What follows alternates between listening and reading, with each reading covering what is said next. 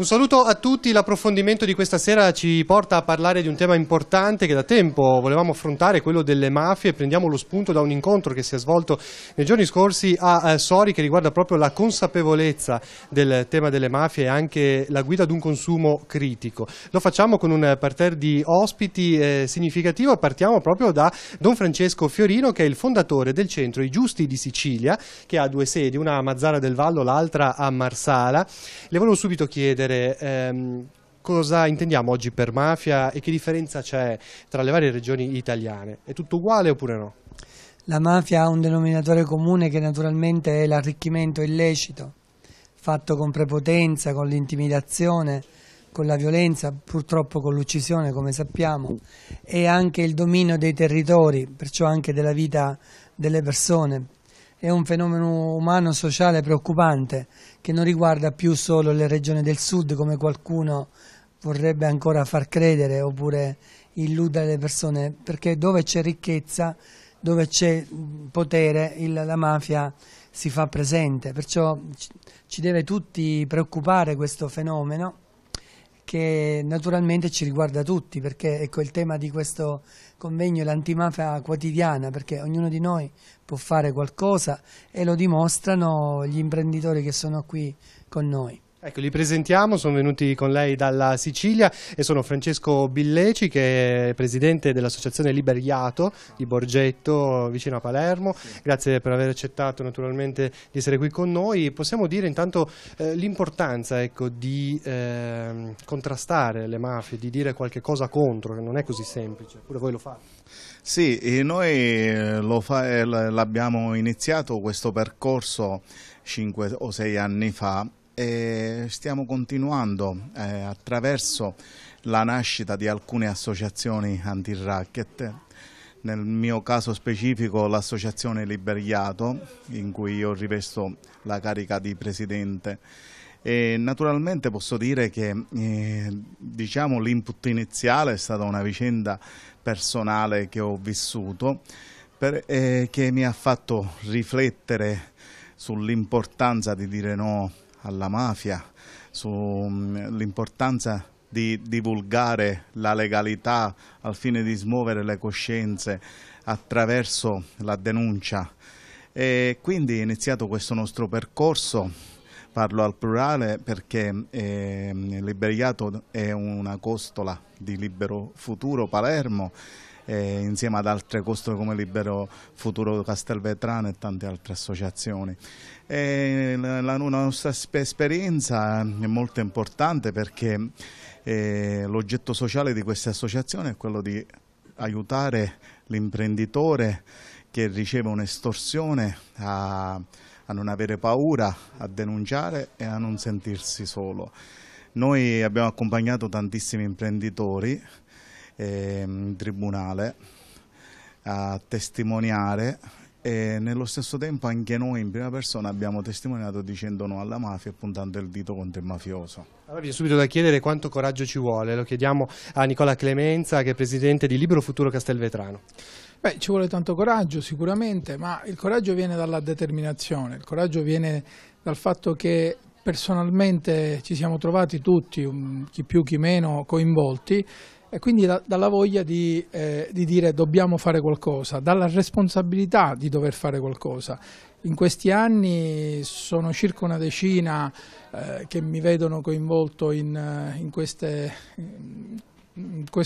circuito di associazioni, sono ormai 4-5 le associazioni appunto legate a questo Libero Futuro, da Libero Grassi Onlus appunto, e obiettivamente sono più di 300 gli imprenditori che abbiamo accompagnato alla denuncia, non sono pochi, anzi penso che se si pensa alle ore che abbiamo passato in tribunale ad assistere quegli imprenditori, dico, viene fuori un bel sacrificio, no? C'è paura a volte?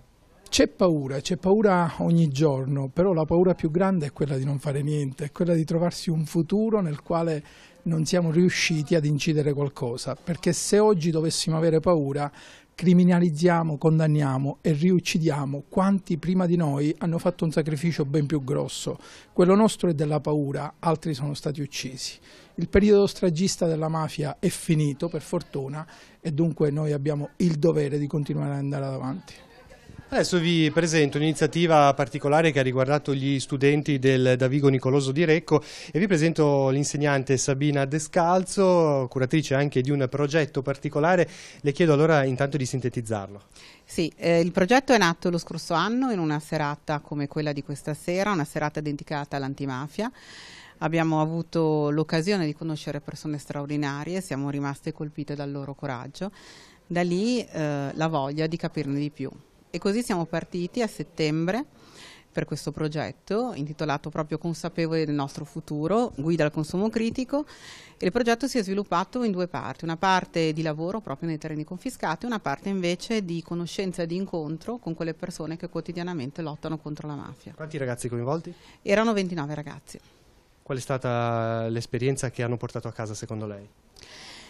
Come dico sempre, siamo diventati tutti un po' più grandi, mi ci metto dentro anch'io, siamo più consapevoli, siamo più critici e cerchiamo di non chiudere gli occhi, di non girare la testa dall'altra parte, e speriamo che le persone che abbiamo incontrato ci abbiano trasmesso un po' del loro coraggio.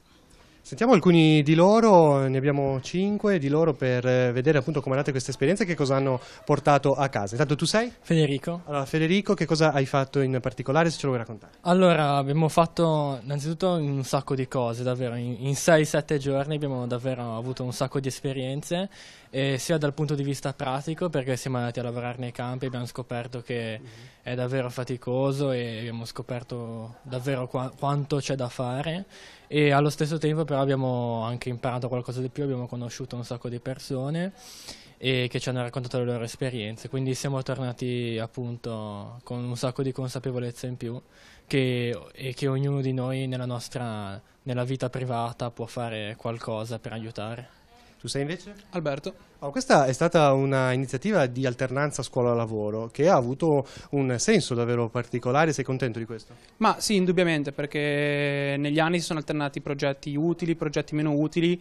Questo penso che sia stato il più utile in assoluto, ma quasi da Guinness World Record, perché ci ha aiutato a crescere molto, ad aprire gli occhi verso una realtà che sembra distante. E quando si ascolta storie come quello che abbiamo ascoltato giù in Sicilia, sembrano quasi trame di film per noi che magari non siamo così abituati a questo problema. Vuoi raccontare qualcosa di queste esperienze che hai ascoltato? Sicuramente potranno farlo meglio i due signori che ce l'hanno raccontate, anzi 3 signori che sono qui con noi. Che cosa ha colpito in particolare? Il fatto che qui, diciamo, al nord il problema sembra quasi non esistere. Si fa finta di non vederlo, non lo si vede magari perché non si è abituati a vederlo, e quando poi scoppiano casi eclatanti magari ci si aprono un pochino di più gli occhi. Tu ti chiami? Cristina. Allora, Cristina, è nato anche un libro che avete prodotto, tanto lo possiamo anche vedere. Che cosa c'è al suo interno? Allora, al suo interno è raccontato innanzitutto la nostra esperienza, il nostro viaggio, ciò che abbiamo visto, ciò che ognuno di noi ha fatto e che ci ha colpito di più. Infatti ognuno dei ragazzi che ha partecipato a questo progetto ha scritto alcune pagine di questo libro, raccontando un episodio diverso, un'esperienza diversa o un incontro diverso. Io personalmente ho raccontato l'incontro con Giacomo Di Girolamo, che è un giornalista che appunto abbiamo avuto la possibilità di incontrare e che mi ha colpito molto, perché ha voluto, diciamo, aprirci gli occhi sul fatto che ormai la mafia non possa più essere collegata totalmente in parte a quello che faceva in passato, cioè solamente agli omicidi, ma ormai si trovi anche all'interno della nostra economia, della nostra politica, e perciò non possiamo più chiudere gli occhi e pensare di proporre quelle alternative che erano state proposte in passato. Ti chiami? Beatrice. Allora Beatrice, attraverso quello che hai ascoltato, che cosa hai portato a casa anche da raccontare ad altre persone che magari non hanno fatto la stessa vostra esperienza e non credono ad alcune cose? Allora, sicuramente ho un sacco di consapevolezza in più e ho capito che tutto ciò che sembra così irreale, distante, in realtà è concreto, ed è stato impressionante vedere con quale coraggio sono riusciti ad opporsi a questo fenomeno, pur mettendo a rischio i propri cari, i propri amici, la vita stessa delle persone che denunciano. E ho capito veramente che se tutti noi facciamo finta di niente, siamo indifferenti, anche nelle piccole cose, non per forza tentando di abbattere appunto questi fenomeni così radicati, possiamo veramente fare la differenza facendo qualcosa, perché anche nel quotidiano, chiudendo gli occhi o non dicendo la nostra opinione, lasciamo che attività illecite oppure semplici attività ingiuste verso gli altri possano continuare a fare il loro corso senza mai terminare. Ecco, infatti, che cosa vuol dire iniziare a combattere le mafie dal piccolo e dalla vita quotidiana? Lo chiediamo a Davide. Ecco, come rispondi? Allora, a me innanzitutto mi ha colpito come vedono loro queste 3 persone che hanno denunciato, e infatti dicono che non bisogna vivere la legalità ma la normalità. Quindi bisogna vivere la vita, i giorni, le cose più piccole in modo consapevole. E secondo me il fatto che ci ha toccato di più è capire che cosa c'è alla base del consumo, quindi i prezzi dei vari prodotti, e anche il fatto di fare delle scelte consapevoli. Ci ha portato l'esempio un imprenditore, quello da cui siamo andati a lavorare nei campi, che dice che i prezzi che troviamo al supermercato, per esempio dell'olio, sono assurdi e non ricoprono il lavoro che sta effettivamente dietro alla preparazione dell'olio. Infatti, voi avete visto cosa vuol dire lavorare nei campi e la fatica che c'è dietro? Sì, infatti, come dicevano loro, è una fatica assurda, tremenda. E infatti questo imprenditore diceva che bene o male un olio buono e ad un buon prezzo si trova intorno ai 9 euro, 9-10 euro. Invece nei supermercati troviamo oli a 2,90 euro, 3 euro.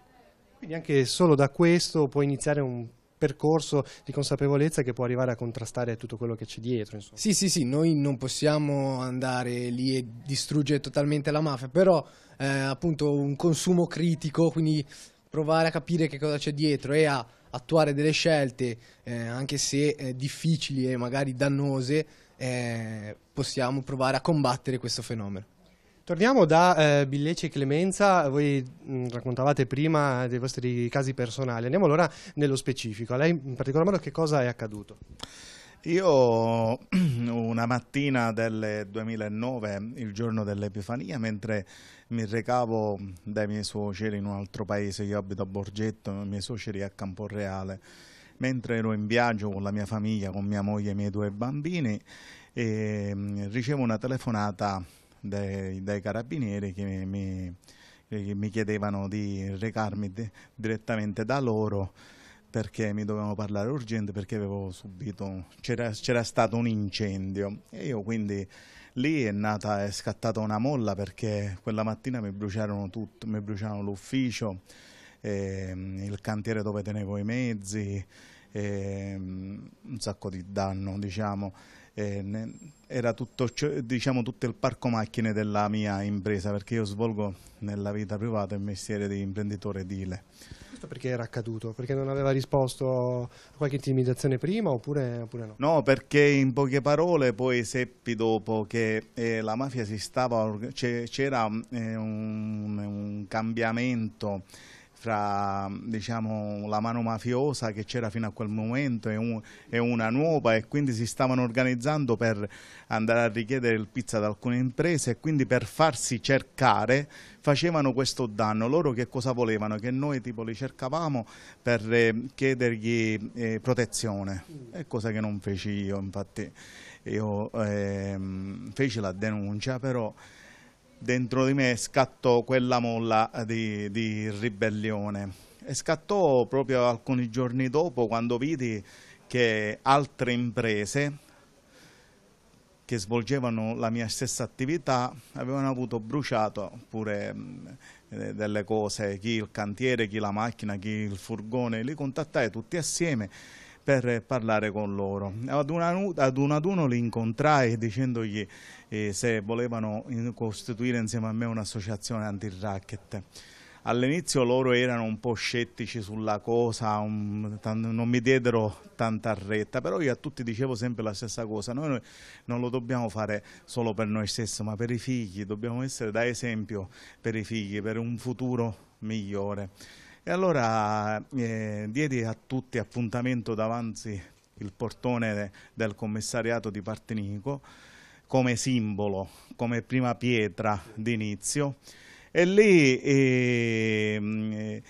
praticamente dopo alcuni giorni si presentarono tutti, tra cui si presentò un certo Enrico Colaianni, che io non avevo mai conosciuto. Enrico Colaianni è il presidente di Libero Futuro Palermo. Grazie a lui, a quest'uomo, diciamo che è il nostro papà alla fine, grazie a tutti gli imprenditori, noi costituimmo Libregliato e poi iniziò il nostro percorso, sempre sotto la guida di Libero Futuro, perché noi come Libregliato diciamo siamo una costola di Libero Futuro. E lì poi iniziai io...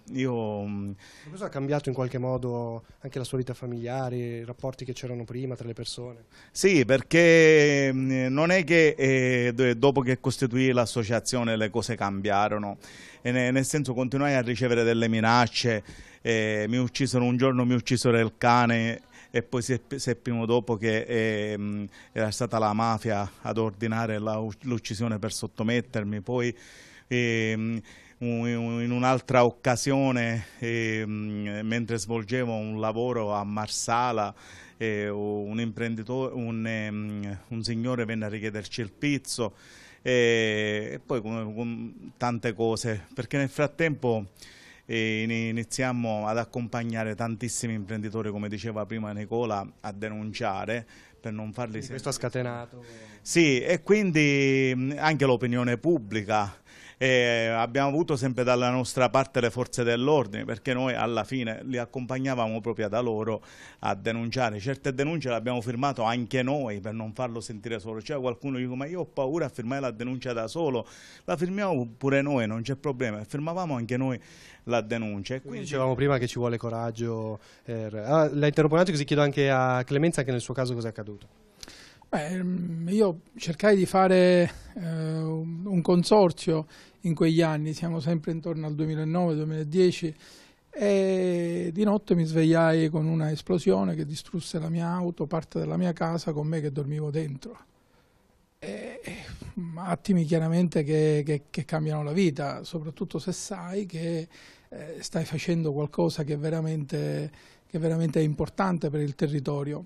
E da lì ancora la responsabilità e quel coraggio, perché fondamentalmente l'arma della mafia è la paura, l'arma dell'antimafia è il coraggio, ma se vogliamo il coraggio di essere normali, come prima hanno detto i ragazzi, perché fondamentalmente una società civile non ha bisogno di eroi, ha bisogno di persone normali. Ahimè, penso che quando si ha bisogno di eroi forse dobbiamo fare ancora un po' di strada. Nel suo caso, prima di questo evento, c'era consapevolezza che poteva accadere un fatto simile, oppure è stato improvviso? Ma è un po' paradossale, perché gli inquirenti che da un po' seguivano la mia vicenda, mi seguivano dall'esterno, avevano notato che io mi stavo muovendo incurante di determinati segnali che precedentemente arrivavano. La mia operazione è Golem 2, Matteo Messina Denaro più 13, cioè a dire il più grosso latitante. Io avevo creato un circuito economico di ribellione sociale dal basso che evidentemente stava dando grande fastidio alla mafia, soprattutto al sistema dell'agromafia. Forse la cosa più strana del mio operare fu che non riuscii mai a capire quei piccoli segnali che mi arrivavano. Dalle intercettazioni si diceva il tipo ha la testa dura, non riesce a capire, ma io non riesco a capire neanche adesso. È rimasta la testa dura per andare avanti? La testa dura, sì, sicuramente non mollo. Ecco, Don Fiorino, abbiamo sentito queste testimonianze, è importante vedere che ci sono dei passi avanti proprio per cercare di sconfiggere la mafia, ma la domanda allora è: la mafia prima o poi sarà sconfitta? Lei cosa ne pensa? Ma lo diceva questo Falcone già, che è un fenomeno umano, e come tutti i fenomeni umani hanno un inizio e una fine, però tra l'inizio e la fine ci vogliamo noi, ci vuole il coraggio, ci vuole la normalità, ci vuole l'impegno, ci vuole la condanna anche esplicita, e ci vuole anche recuperare, per esempio, quello che nel mio piccolo, sia io che anche loro stiamo facendo, recuperare i beni confiscati alla mafia, non farli perdere, non farli, utilizzarli per l'utilità sociale, per lo sviluppo, questa è una cosa importante, e anche lì alle volte ci sono stati dei passi falsi, sia da parte di organi istituzionali, ma anche per esempio da sindaci, da funzionari pubblici, che invece di agevolare questi percorsi di riscatto sociale, di riscatto della cittadinanza, si sono messi in mezzo, oppure li hanno abbandonati, e questo significa far vincere la mafia, perché la mafia vuole, da noi si dice un detto, né io né nessuno, e perciò questo è un detto proprio mafioso, cioè vuol dire che le cose che io ho guadagnato, tra virgolette, rubando, estorcendo, eccetera, non diventano poi di nessuno, e questa è una sconfitta. Ecco, noi dobbiamo fare di tutto per invitare giovani e adulti a questo riscatto, che è quotidiano, è fatto di scelte quotidiane, dal consumo critico, dagli acquisti che fai, dalle compagnie che hai, perché alle volte in certi ambienti bisogna stare anche attenti a questo, ma soprattutto credere che quello che stiamo facendo è giusto, è la via giusta, l'altra è la via sbagliata, la via distruttiva. Ecco, professoressa, certo che fa venire i brividi, no, ascoltare anche queste vicende personali. Voi ragazzi come li avete accompagnati anche prima di questo momento e dopo questa esperienza di alternanza? Allora, prima di partire in realtà abbiamo fatto un microcorso di giornalismo, perché la nostra idea era quella di sfruttare l'esperienza in Sicilia per poter portare i valori anche ad altri studenti. Infatti una delle nostre iniziative è proprio quella di trasmettere quello che abbiamo vissuto anche ad altri. E quindi hanno cominciato a lavorare per redazioni, hanno cominciato ad approfondire il tema, ma devo dire che poi la realtà comunque è arrivata, ci è arrivato un pugno nello stomaco. Ci sono stati dei momenti, noi abbiamo sempre fatto dei momenti finali, proprio al termine della giornata, in cui si faceva il punto della situazione, e ci sono stati dei momenti in cui non riuscivamo neanche a parlare, eravamo talmente commossi, talmente stupiti da quello che avevamo sentito, ma veramente dal coraggio. Ognuno di noi si è chiesto che cosa avrei fatto io al suo posto. Io sono una mamma di 2 figli, mi sono messa nei panni di Nicola, di Francesco, che hanno una famiglia, che si sono così, come dire, veramente imposti con i loro valori, che francamente non... E quando ho chiesto a loro ma dove avete trovato il coraggio per farlo, e loro mi hanno risposto: per i nostri figli.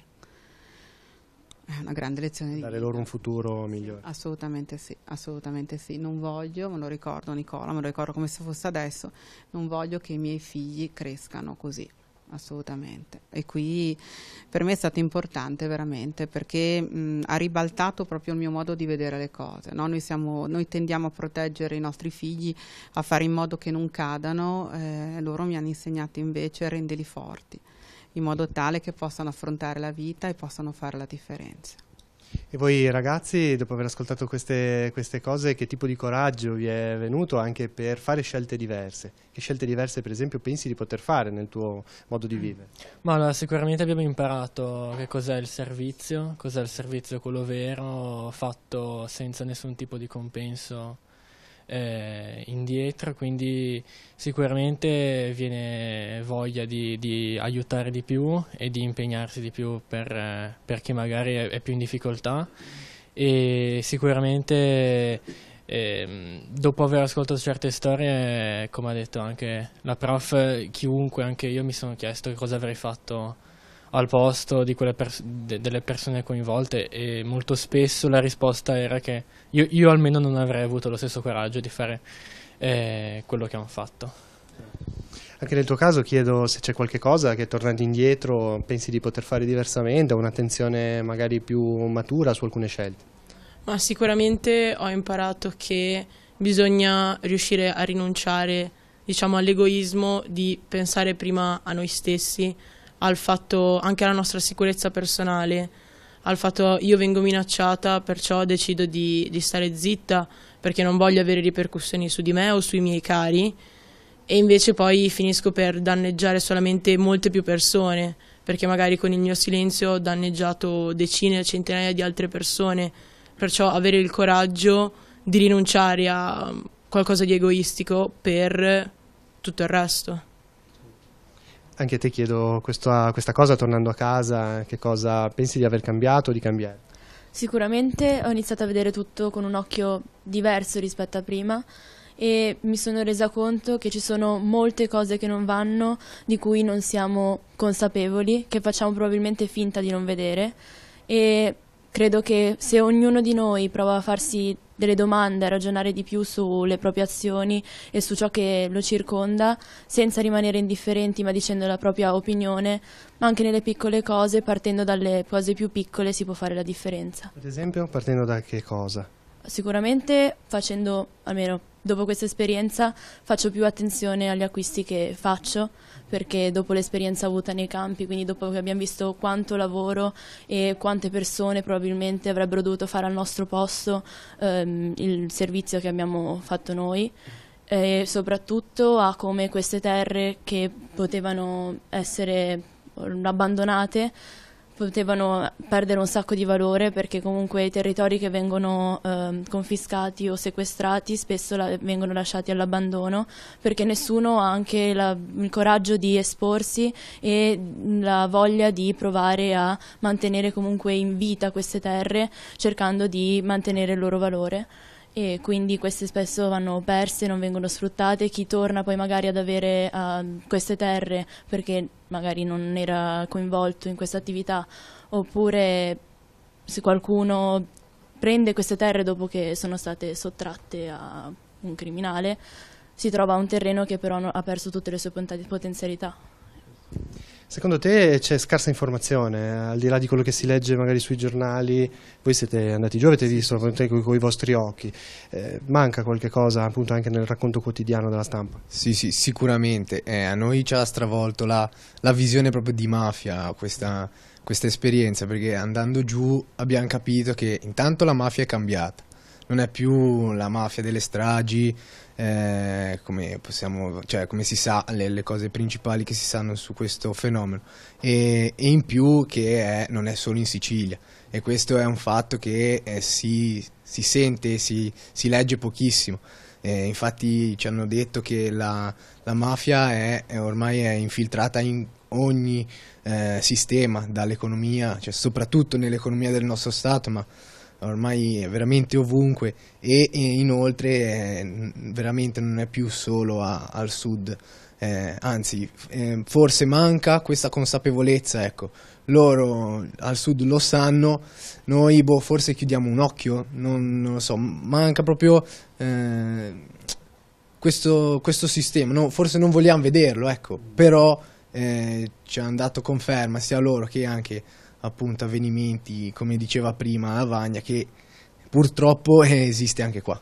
Certo, a Lavagna c'è stato il comune che è stato proprio sciolto per infiltrazioni mafiose, ed ora dopo 3 anni di commissariamento si torna alle elezioni a fine maggio. Anche in quel caso forse molti si sono sorpresi, ecco, a vedere una situazione simile. Questo rientra un po' in quello che dicevi. Pensi che adesso, anche con questo fatto concreto, ci sia una consapevolezza migliore nei prossimi anni, anche dal punto di vista istituzionale? Ma io non lo so, però lo spero.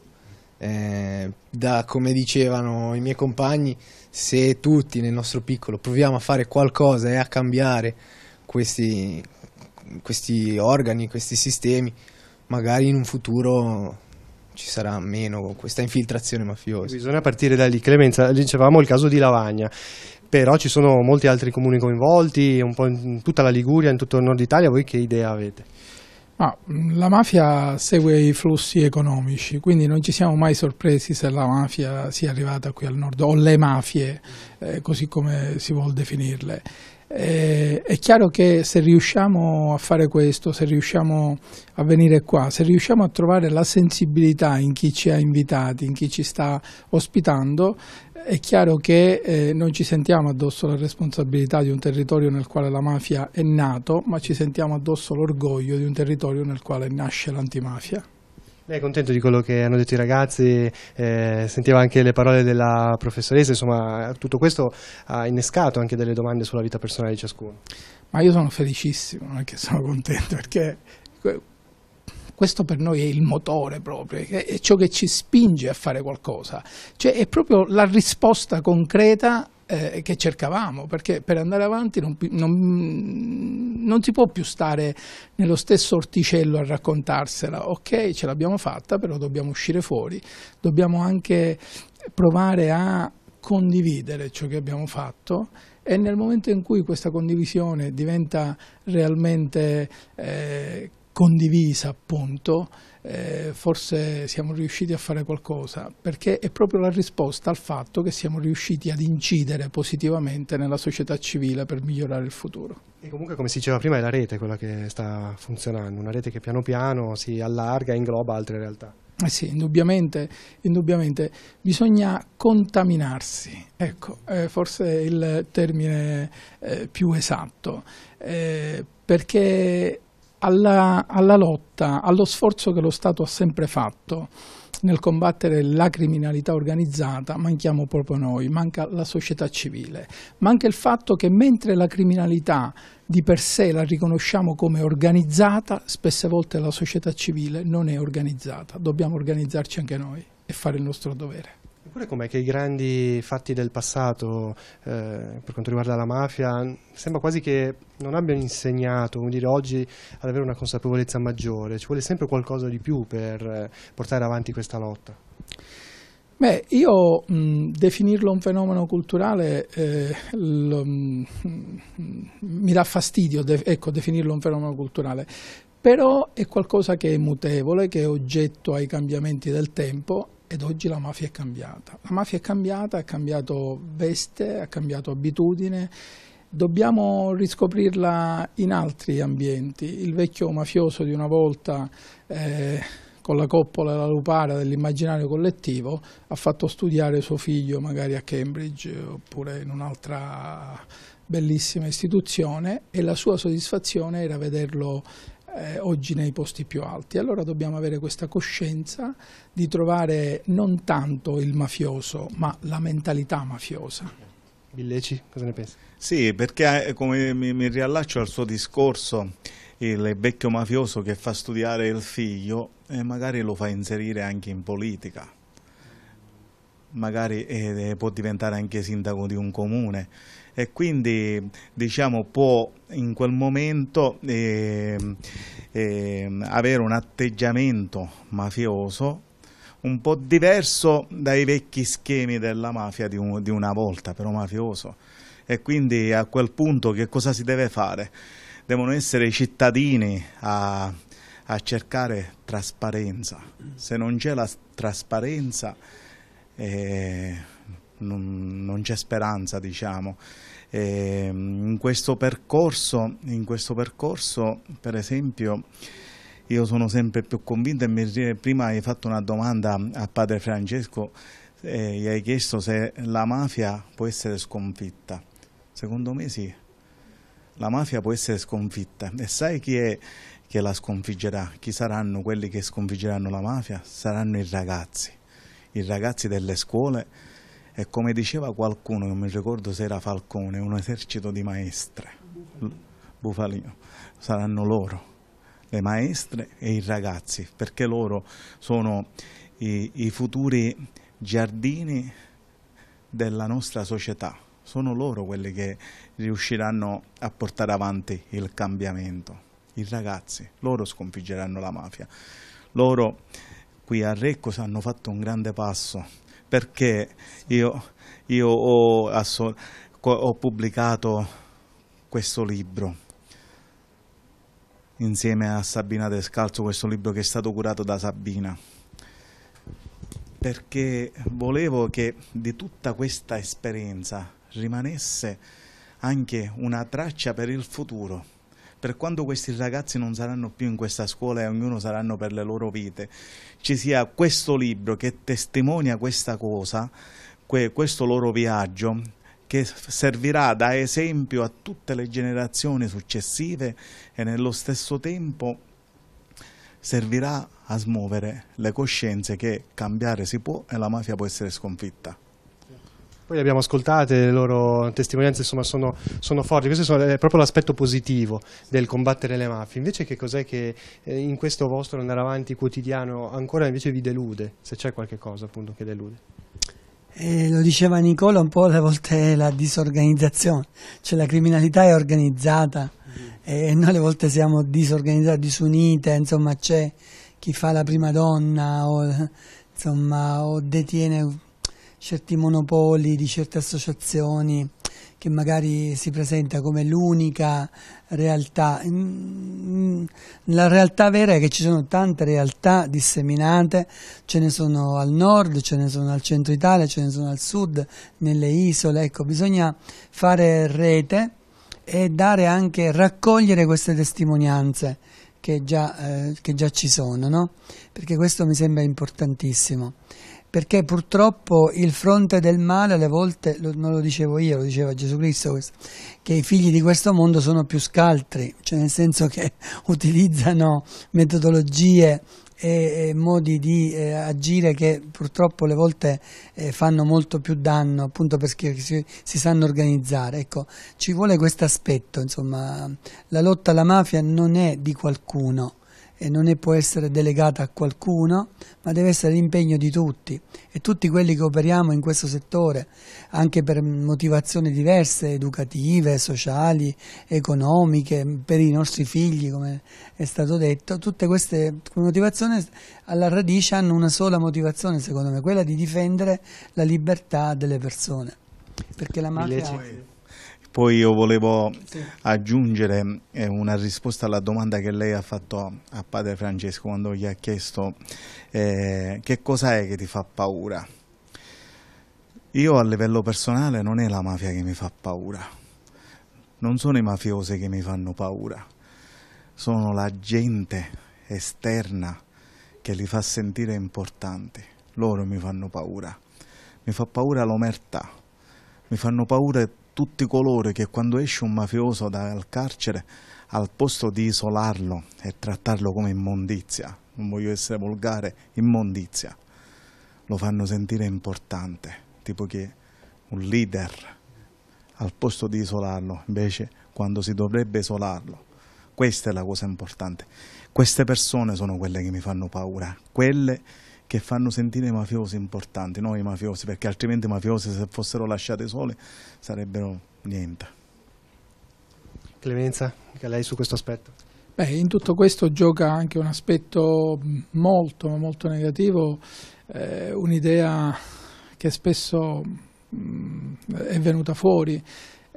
La mafia o la mafiosità spesso utilizza anche la veicolazione di notizie false, quindi la famosa macchina del fango, e dietro a questo c'è gente che ha il coraggio di giudicare, di puntare. Noi non ci possiamo permettere di giudicare, soprattutto se non abbiamo fatto niente. Io dico sempre, da sempre, che noi siamo colpevoli per indifferenza, nessuno può dire io non ho fatto niente, io rispondo tu sei colpevole perché non hai fatto niente. Se oltre a non aver fatto niente ti limiti anche a buttare fango, sei un criminale. Questa è una cosa alla quale tengo veramente tanto.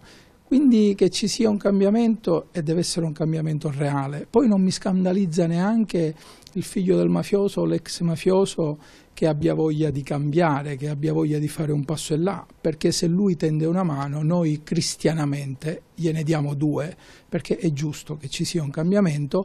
Anzi, ho sempre detto, chiunque provenendo da quell'ambiente, dall'altra parte, nel suo percorso per riaffrancarsi arriva dove sono arrivato io, ha percorso molta più strada di quanto io stesso ne ho fatta, e quindi questa è la logica che ci deve muovere, una logica di condivisione, ma soprattutto una logica etica di aiuto sociale vero. In quest'epoca di social dove tutto corre, tutto andrebbe insomma verificato, di fake news, questa cosa che lei diceva del gettare fango potrebbe essere una lotta impari nei confronti delle mafie. è sicuramente una lotta impari, ma io ho sempre detto e ribadito che bene e male non stanno sullo stesso piano, perché si può fare del bene, anzi per fare del bene c'è bisogno di azione concreta, si può fare del male invece non facendo niente, nella reticenza, e si può fare, ripeto, ancora peggio, buttando fango. Quindi dobbiamo essere molto più accorti, ma dobbiamo soprattutto invitare anche le istituzioni a rendersi conto di questa nuova soglia alla quale si è giunti con una sorta di criminalità organizzata, che è proprio la veicolazione di informazioni false. Questa è una soglia gravissima che va a minare non soltanto la libertà personale, individuale, ma va a minare il futuro di tutti, e lo va a minare anche là dove noi cerchiamo di incidere qualcosina, per esempio con l'idea del consumo critico, perché se io vado in un bar di un mafioso e prendo anche solo e semplicemente un caffè, ho dato una parte del mio contributo a quel mafioso. Se io continuo ad acquistare una merce ad un determinato prezzo, io sarò complice della mafia, e posso dirti che non sei complice una volta, 2 volte, ma se te lo spiego è chiaro che non possiamo più giustificarsi. Il libro che avete pubblicato e che i ragazzi hanno curato, che giro farà, dove si potrà trovare, insomma, per avere un'idea anche per poterlo leggere? Allora, il libro già è su tutti i siti online, è in commercio da qualche mese, è ordinabile sia sui siti online sia sul nostro sito della casa editrice Edizioni Billeci. Cercheremo ora, attraverso delle strategie di mercato, di farlo arrivare in alcune librerie, e in futuro è prevista anche una stampa per le scuole. Per sì, su liberofuturo.net, ma soprattutto stiamo cercando con la casa editrice, attraverso un progetto di cui ancora non posso rivelare niente, di farlo arrivare in alcune scuole. Intanto partiamo con la Sicilia, poi vediamo se arriviamo fino a qui, nelle scuole. Nelle scuole, per fare vedere ai ragazzi della Sicilia cosa hanno fatto un gruppo straordinario di ragazzi non siciliani di Genova, che sono venuti in Sicilia dove loro abitano e ignorano alcune cose, e questi ragazzi, grandi ragazzi, hanno fatto. Quindi, le scuole in Sicilia si fa abbastanza, secondo lei, o ancora no? Abbiamo fatto tanto insieme anche a Nicola, il lavoro è un po' duro, anche perché la mentalità, diciamo, è ancora quella che è. Ci stiamo lavorando, abbiamo organizzato delle riunioni, abbiamo sensibilizzato tantissimi ragazzi attraverso convegni e altri eventi molto importanti, però bisogna lavorarci. Io sono sempre più convinto che in questo nostro percorso delle associazioni anti-racket lo Stato ci dovrebbe dare qualche manina in più, perché se lo Stato riuscisse ad aiutare le associazioni anti-racket, a posto di alcune cancellarle, aiutarle, diciamo che sarebbe più facile divulgare la legalità nella società. Sono tanti i modi dello Stato. Lei mi può dire, ma qual è? Anche il lavoro. In passato è successo che molti ragazzi facevano parte di un organigramma mafioso perché erano disoccupati, la mafia gli passava uno stipendio. Se loro avessero un lavoro non avrebbero fatto tutto questo cammino. Associazioni, gruppi come le vostre, anche attività imprenditoriali come le vostre, non hanno nessun tipo di aiuto dallo Stato, agevolazioni, aiuti di qualche tipo, proprio perché combattete la mafia in qualche modo?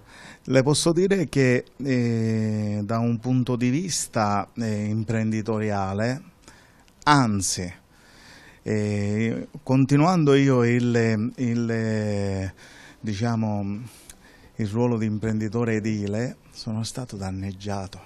Io sono stato danneggiato a livello privato. Io costruivo degli appartamenti e li vendevo facendo questo percorso, a posto di essere premiato, io sono stato danneggiato, non ho più venduto un appartamento. Questo glielo chiedevo per far capire, insomma, che realtà c'è.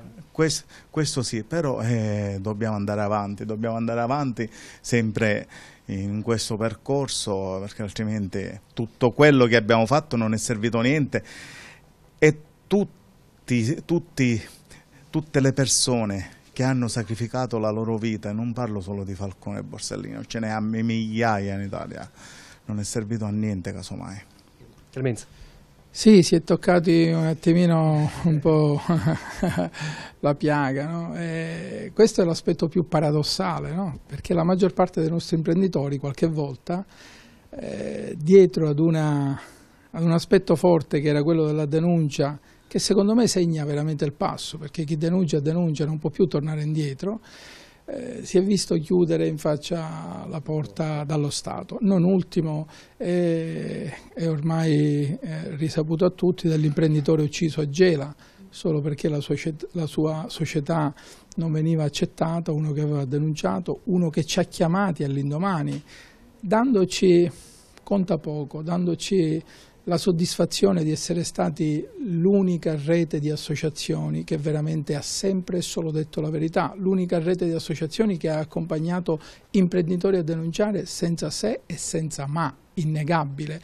Eppure qualche volta ci siamo sentiti forse un po' attanagliati e ci siamo sentiti un po' pressati, e la nostra volontà di continuare è stata minata stranamente dalle istituzioni.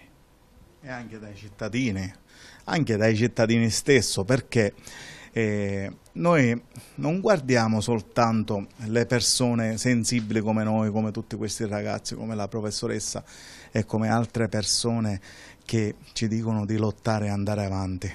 Ci sono anche quelle persone che ti umiliano, ti isolano, ti chiamano sbirro e non ti avvicinano più. Completamente, come se tu non esiste. Lei lo sa, io dopo che ho denunciato a Marsala e sono uscito fuori, diciamo, rispetto agli altri imprenditori, io sono andato lì, ho puntato il dito, ho detto sì, lui è stato a chiedermi il pizzo.